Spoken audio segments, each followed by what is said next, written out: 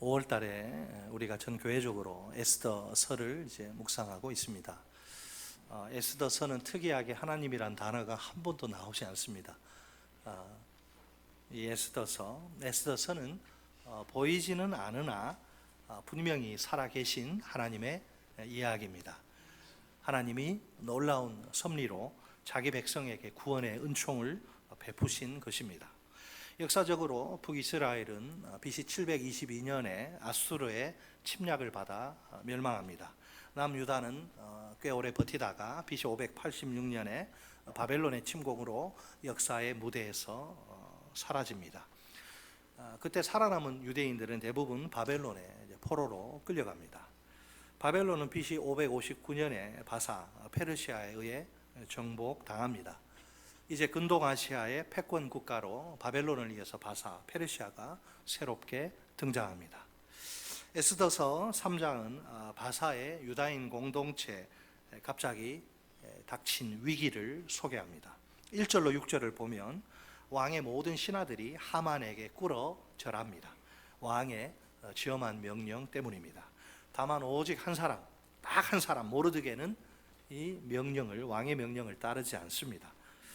그 모습을 본 하만, 화가 머리끝까지 치밀어 올라 견딜 수 없습니다.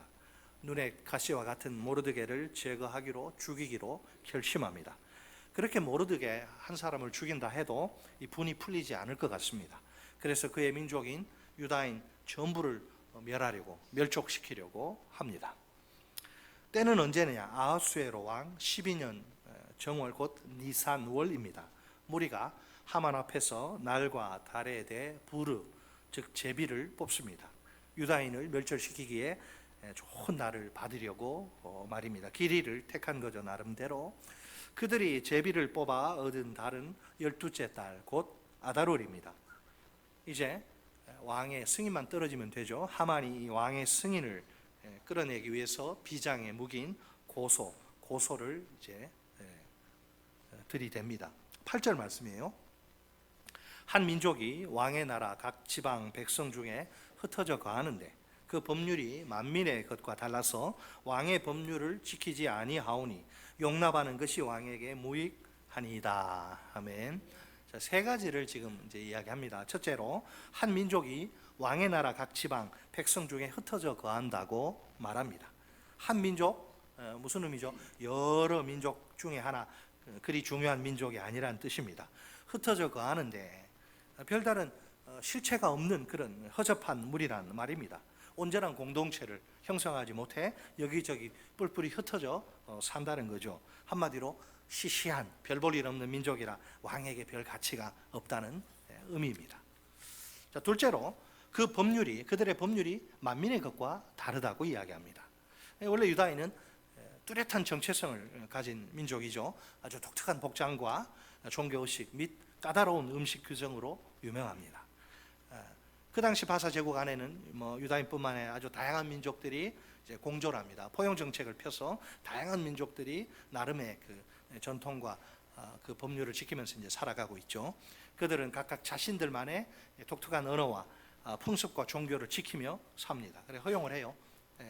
이런 상황에서 하만은 유다인에 대한 편견을 이제 왕에게 주입하려고 합니다. 문제가 아닌 것을 문제로 삼는 겁니다. 셋째로 그들이 왕의 법률을 지키지 않는다고 고소합니다.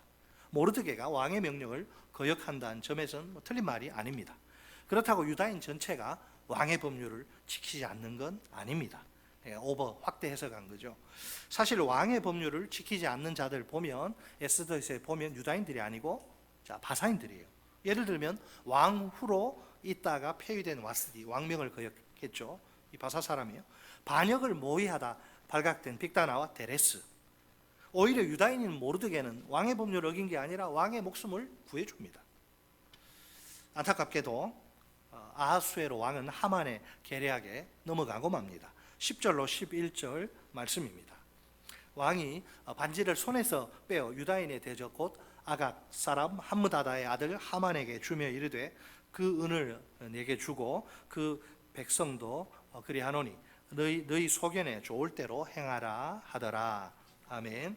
12절에 따르면 이제 첫째 달 13일 즉 정월 1월 13일에 왕의 서기관이 소집됩니다. 그 다음 날인 정월 14일은 6월절의 첫날.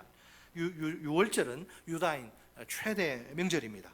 고통스러운 애굽의 압제로부터의 해방을 구원을 기념하는 뜻깊은 날이죠. 그 날은 거룩한 축제로 아주 들썩들썩한 그런 날입니다. 하필 이처럼 좋은 6월절 전날에 죽음의 위기가 찾아오다니요. 13절에 의하면 하만이 꾸민 그 조서의 내용 가만히 보니까 얼마나 잔혹하고 끔찍한지 모릅니다.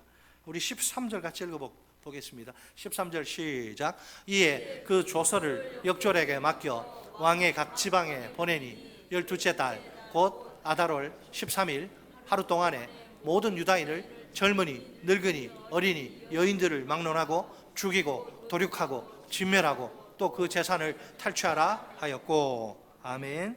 그들이 해야 할 일이 세 단어로 분명히 강조됩니다. 죽이고 도륙하고 진멸하고. 1급 살인 면허증이 주어진 거예요. 그냥 죽이고 다 알아들어요. 뭐가 부족해서 그것 가지고 안 되고 죽이고 도륙을 하고 진멸하고. 15절을 보면 이제 역졸이 왕의 명령을 시급하니까 왕의 명령을 받들어 급히 나갑니다. 그 조서가 막 이제 전국으로 반포가 되는데 도성 수산에도 뭐 어김없이 반포가 됩니다. 민족 멸절, 유다 민족이 그 멸문, 그러니까 문을 닫을 판에 민족 멸절이란 최대 위기가 이제 현실이 된 순간입니다. 이 위기 앞에서, 이 절체절명의 위기 앞에서 모르드게와 유다인들은 어떤 반응을 보이나요? 우리 다 같이 4장 1절로 3절 말씀을 한 목소리로 읽겠습니다. 4장 1절로 3절 시작. 모르드게가 이 모든 일을 알고 자기 옷을 찢고 굵은 베옷을 입고 죄를 뒤집어 쓰고 성중에 나가서 대성 통곡하며 대궐 문 앞까지 이르렀으니 굵은 베옷을 입은 자는 대궐 문에 들어가지 못함이라. 왕의 명령과 조서가 각 지방에 이름에 유다인이 크게 애통하여 금식하며 울며 부르짖고 굵은 베옷을 입고 제 누운 자가 무수하더라. 아멘. 자, 뭐 비슷비슷한 단어가 계속 반복되는데 주체할 수 없는 크나큰 슬픔이죠. 머리에 죄를 뒤집어 쓰고 옷을 박박 찢는 것은 무덤에서 썩어가는 시체를 상징합니다. 살아있지만 죽은 시체나 다름없는 그런 슬픔입니다. 그렇다고 언제까지 계속 슬픔 가운데 머물러 있을 수는 없습니다. 이때 믿음의 사람 모르드게는 이 모든 상황 속에서 하나님의 섭리를 생각합니다. 에스더에게 찾아가서 강력한 요청을 전달합니다. 4장 7절로 8절 말씀입니다. 모르드게가 자기가 당한 모든 일과 하만이 유다인을 멸하려고 왕의 금고에 바치기로 한 은혜 정확한 액수를 하닥에게 말하고 또 유다인을 진멸하라고 수산궁에서 내린 조서 초본을 하닥에게 주어 에스더에게 보여 알게 하고 또 그에게 부탁하여 왕에게 나아가서 그 앞에서 자기 민족을 위하여 간절히 구하라 하니. 아멘. 모르드게의 전략이 보이시죠? 모르드게의 전략은 에스더의 왕후라고 하는 그 특별한 지위를 이용하는 것입니다. 그래서 에스더에게 그 끔찍한 조서의 내용을 낱낱이 알려줍니다. 현재 민족 멸절의 위기가 닥쳤다는 것입니다. 그러니 에스더, 네가 네 왕후잖아. 네가 적극 나서야 한다는 겁니다. 그녀는 자기 민족을 위해 왕에게 간절히 구해야 합니다. 그러면 이 최대 위기에서 벗어날 수 있습니다. 지금 모르드게에겐, 이렇게 말하는 모르드게에게는 분명한 확신이 있습니다. 에스더가 왕후의 자리를 얻은 게 이 위기의 순간을 위해서란 겁니다. 자, 뜻밖에도 에스더의 반응은 냉정한 거절입니다. 찬바람이 싱싱 불어요. 4장 11절 말씀 같이 읽습니다. 4장 11절 시작. 왕의 신하들과 왕의 각 지방 백성이 다 알거니와 남녀를 막론하고 부름을 받지 아니하고 그 안뜰에 들어가서 왕에게 나가면 오직 죽이는 법이요 왕이 그 자에게 금규를 내밀어야 살 것이라. 이제 내가 부름을 받아 입어 왕에게 나가지 못한 지가 이미 30일이라 하라 하니라. 아멘. 왕에게 나갈 수 없다, 내 처지가. 심지어 왕후라도 왕의 부름을 받지 않으면 그 앞에 나갈 수 없다는 거예요. 만약 누구든지 겁대가리 없이 이 부름 없이 자기가 원한다고 함부로 막 나가면 죽음을 피하지 못합니다. 이게 지엄한 국법이에요. 에스더는 지금 왕의 부름을 입지 못한 지가 얼마요? 30일, 한 달 동안 왕이 뭔 일인지는 모르지만 뭐 대판 싸움을 했는지 자식 교육으로 에스더를 보지 않은 지가 30일 동안 찾질 않아요. 보고 싶은 마음이 없는 거죠. 따라서 이런 상태에 왕 앞에 나아가서 막 들이대는 거, 이건 불가능한 일입니다. 에스더가 거절해내. 이제 어떡합니까? 에스더의 거절이란 이 암초를 만난 모르드게, 우리의 모르드게는 물러서지 않습니다. 믿음으로 하나님의 뜻을 강조하며 도전합니다. 4장 14절 말씀 같이 한번 읽겠습니다. 4장 14절 유명한 말씀이에요. 시작. 이때에 내가 만일 잠잠하여 말이 없으면 유다인은 다른 데로 말미암아 노임과 구원을 얻으려니와 너와 내 아버지의 집은 멸망하리라. 내가 왕후의 자리를 얻은 것이 이때를 위함이 아닌지 누가 알겠느냐 하니. 아멘. 두 가지죠. 첫째, 모르드게의 믿음. 꼭 에스더, 너 그래? 너 싫어? 그래. 꼭 에스더가 나서지 않더라도 유다인들은 틀림없이 구원받을 것이란 믿음이죠. 유다인은 다른 데로 말미암아 노임과 구원을 얻을 것입니다. 하나님은 에스더가 아니면 유다인을 구원하실 수 없는 분이 아닙니다. 하나님은 다른 방법이나 다른 사람을 얼마든지 사용하실 수 있습니다. 만약 그렇게 된다면 에스더와 그 아비의 집은 하나님의 진노의 심판을 받아 싸그리 다 멸망당할 것입니다. 단순한 협박이 아니라 확신에 찬 묵직한 경고입니다. 둘째, 에스더의 목적과 책임. 에스더가 왕후가 된 것은 일신의 영달을 위해서, 자신의 영광을 위해서가 아닙니다. 유다인의 구원을 위해서예요. 이게 하나님의 뜻입니다. 이 여자가 알든 모르든 내가 왕후의 자리를 얻은 것이 이때를 위함이 아닌지 누가 알겠느냐. 하나님이 모르드게의 입을 통해서 말씀을 주시는 거예요. 에스더는 일개 약소국 포로 출신의 처녀가 아닌가요? 바사 그 제국에 이쁜 여자들이 뭐 한두 명이겠어요? 에스더보다 더 괜찮은 에스더는 그냥 별 볼 일 없어요. 일개 약소국 포로 출신 성분이 낮아요. 어떻게 바사 제국의 왕후가 될 수 있을까요? 인간적인 생각으로는 도저히 불가능한 일입니다. 어쩌다가 우연히 운이 좋아서 그렇게 된 게 절대로 아닙니다. 여기에 분명한 목적이 있다는 거예요. 하나님의 뜻이 있다는 거예요. 지금이 그 목적을, 하나님의 뜻을 드러내고 선포해야 할 때라는 겁니다. 에스더는 유다인의 구원을 위해서 헌신해야 합니다. 이것이 그녀에게 하나님이 부여하신 책임입니다. 사실상 모르드게 요구는 인간적으로는 좀 잔인해 보이죠. 죽으라는 거잖아요. 모르드게 요구는 죽음을 불사하라는 것입니다. 하나님의 목적을, 뜻을 이루기 위해서라면 어쩔 수 없다는 것이죠. 어찌 보면 대단히 무리하고 무모한 요구 같아요.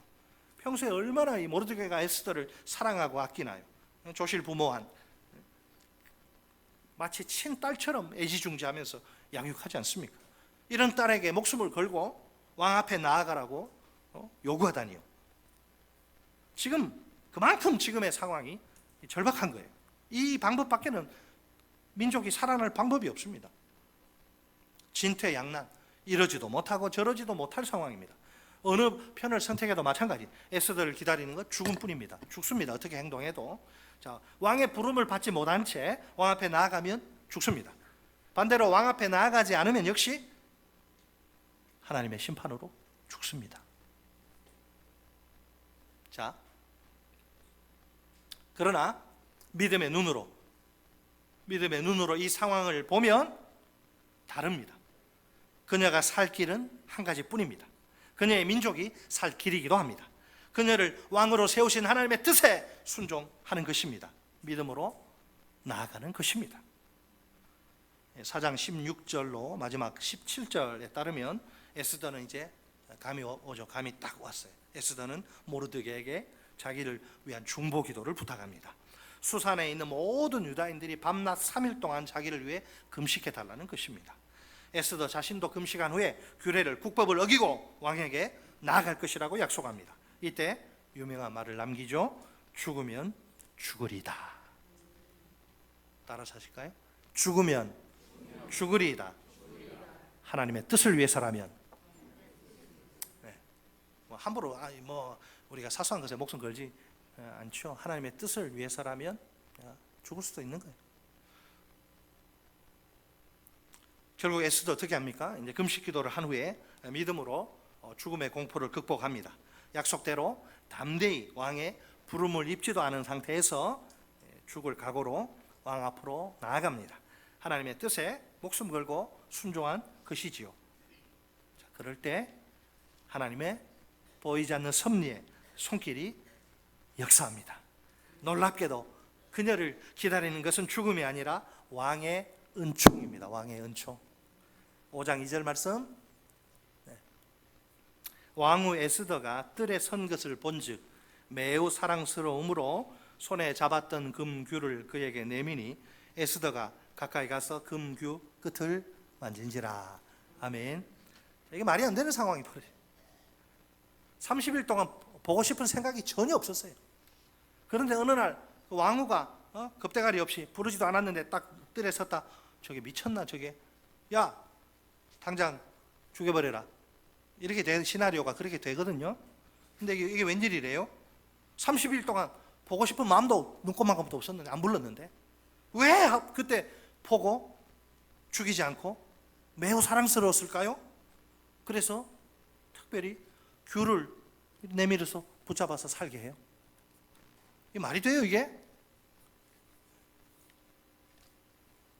30일 동안 에스더 생각이 안 났어요. 왕이 무슨 에스더 뭐 했는지는 모르겠지만, 다른 후궁들하고 놀았는지 모르겠지만, 점점 왕의 기억 속에서 희미하게 사라져 가던 그녀, 남자에게 잊혀진다는 여자에게 얼마나 슬픔이에요, 고통이에요. 눈에서 멀어지면요 마음도 멀어지는 거예요. 그런데 갑자기 마약을 했습니까? 갑자기 그녀가 사랑스러워 보이네. 세상 사람들이 볼 때 귀신이 코칼 노릇이. 우리는 어떻게 해석해요? 하나님의 섭리가 참으로 놀라울 따름입니다. 유다인 구원을 위한 하나님의 결정적인 역사가 시작된 것입니다. 이처럼 하나님은 유다인들과 모르드게와 에스더의 기도를 통해 일하십니다. 우리도 인생을 살다 보면 크고 작은 위기를 만나게 되지요. 예수님을 믿는다고 위기가 우리를 피해가지는 않습니다. 신앙이 성숙하든 혹은 미성숙하든 가리지 않아요. 위기에서 면제되는 거 아닙니다. 과연 위기가 찾아올 때 우리는 어떻게 반응해야 할까요? 우리가 보일 수 있는 반응, 최선의 반응, 기도입니다. 기도가 답입니다. 물론 이 기도는 후속 행동까지 포함합니다. 그것은 바로 결단과 순종입니다. 첫째, 결단입니다. 여러분, 우리 인생 중에서 가장 중요한 순간이 언제일까요? 예수 그리스도를 구주와 주님으로 영접하느냐, 거절하느냐 하는 선택의 순간이. 영접이든 거절이든 둘 다 결단입니다. 내가 결단해서 영접하든지, 내가 결단해서 거절하든지. 무신론자는 없어요. 신을 안 믿기로 내가 믿는 거예요. 결단하는 거예요, 무신론. 영접은 우리를 영원한 생명으로 인도합니다. 반면에 거절의 결과는 영원한 지옥, 파멸, 멸망입니다. 하지만 결단은 예수님을 영접한 이후로도 계속됩니다. 우리 삶 속에 윤리적 가치 판단과 선택의 순간 얼마나 많은가요? 하나님의 자녀답게 선택할 것인가? 세상에 속한 불신자처럼 내가 선택할 것인가? 그런 순간들이 굉장히 많아요. 성경에 일일이 그런 답은 없습니다. 내가 어느 편을 선택하고 결정하는 거, 그렇게 하는 거예요. 조금만 내가 머리 조금 쓰고 법망을 좀 피해가면 내 돈이 더 많이 벌려. 그러면 양심을 속여서 그렇게 할 것인가? 내가 선택하면 돼요.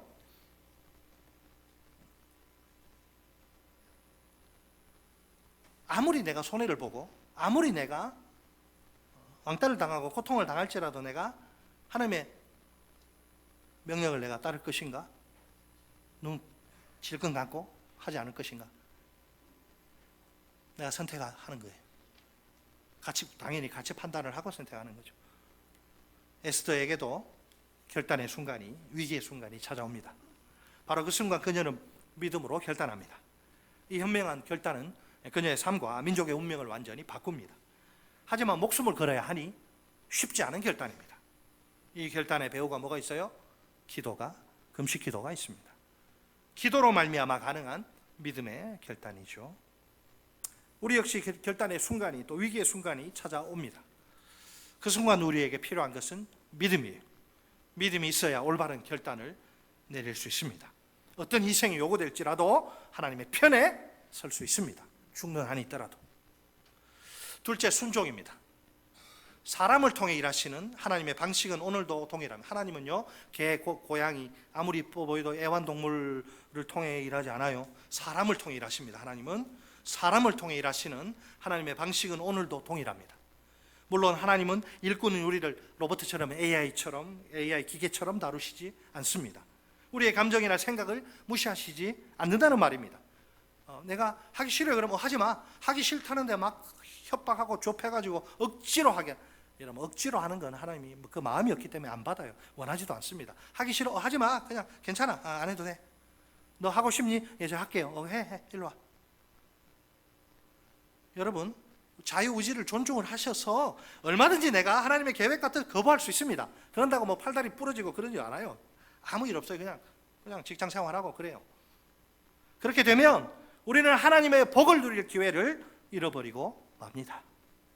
여러분, 복 받고 싶으시죠? 행복하게 살고 싶으시죠? 어떻게 해야 됩니까? 복 받을 자리에서 복 받을 일을 하면 돼요. 하나님 마음에 드는 행동, 이뻐하는 행동 하면 돼요. 꼭 우리가 아니어도, 원래 처음에 우리를 통해서 일하시길 원하시는데 내가 싫다 그러는데 뭐라 그래? 말을 억지로 물가에 끌고 가도 못 먹여요. 안 먹는다고 버티는데 어떡할 거야? 꼭 우리가 아니어도 하나님께는 아무런 지장이 없습니다. 다른 사람, 뭐 늘린 게 사람인데 뭐 다른 사람 사용하셔서 일하시면 되니까요. 그래도 우리의 순종을 통해 일하시는 것, 그것이 하나님의 본심입니다. 지금 여기서 그분을 위해 우리가 순종하는 것이 중요합니다. 그것이 우리를 향한 하나님의 기본적인 뜻입니다. 싫다는 거 끝까지 하나님 그냥 그래, 그러면 니는 하지 마라. 그래. 구걸하지 않, 순종 구걸하지 않습니다. 하나님의 은혜, 하나님의 사랑을 깨닫고 몸 밖에 드릴 것 없어 이 몸 바칩니다. 그렇다 해도 우리의 힘만으로는 순종하기가 힘듭니다. 순종 역시 결단처럼 기도의 뒷받침이 반드시 필요합니다. 우리가 기도할 때 순종할 수 있는 능력이 부어지고 드디어 순종할 수 있습니다. 결국 결단과 순종의 비결은 기도입니다. 그렇다면 우리 그리스도인들에게 이 기도란 얼마나 중요한 것일까요? 때때로 우리에게 인생의 위기가 찾아오기도 합니다. 그럴지라도 결코 두려워하지 맙시다. 오늘 본문이 제시하는 위기 탈출법은 바로 기도입니다. 우리 모두 기도를 통해 하늘의 능력을 공급받읍시다. 그 능력으로 결단과 순종의 자리로 나아갑시다. 하나님이 그 놀라운 섭리의 손길로 역사하실 것입니다. 마침내 그 어떤 위기라도 거뜬히 극복하게 될 것입니다. 이런 위기 극복의 은혜가 우리 모두의 것이 되기를 축원합니다. 우리의 최선은 기도요, 기도가 답이다. 우리 따라서 하십니다. 우리의 최선은 기도요, 기도가 답이다.